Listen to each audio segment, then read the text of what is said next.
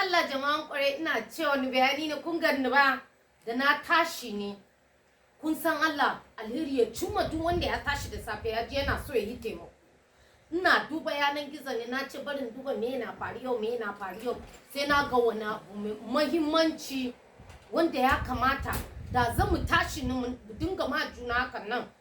da ba haka ba ina ga zan ba da rana daya wanda zan dinga ba ni ba da abin da zan taimake ku ba fa maganan gaskiya ni ma an tallafa mini saboda haka ni ma zan bi wani hanya in tallafa ma mutane amma abin da zan faɗa nan ba yana da muhimmanci ne na gani a shafin matan nan da tana taimakon mara lafiya da wanda ba su da galihu ba a Kano me ana kira ta Fauziya D Suleiman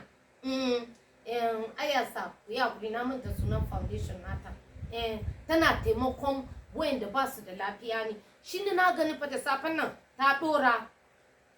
kuna ji mutane na ni kauye da kunan na yi saboda wanda yana cikin gari yana iya ta asibiti ina magana da ku ne za ku ji ni da babban murya ne kusa kunnan ku ji an ce wanda suna da kansa me ana kira shawurin mun nan dauji an ce wanda suna da dauji na mahaifa da dauji na mama na nono kenan ho to ga dama ya samu za musu aiki kyauta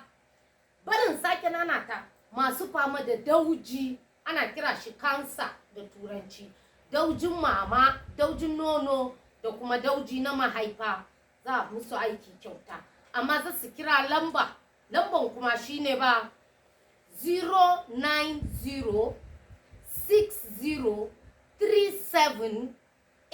09060378405 barin faɗe shi da Hausa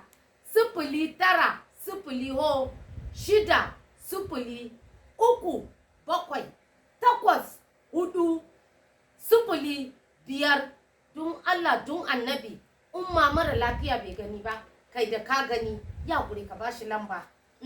ba zai cire maka wani abu ba ni ban san su wane ne na yi taimakon ba fa amma na gani ta saka ke kuma Fauziya D Suleiman alheri ya ci mike na karya mike dan kwali kin ga yanda na dan kwali na yau ba Allah ya ci gaba da saka miki da buɗa miki hanyoyi da abin da kina ma mutane a jihohi da suke arewa ina cewa ni bayani ne jama'an Allah jama'an kwarai Allah ba mai rabo sa'a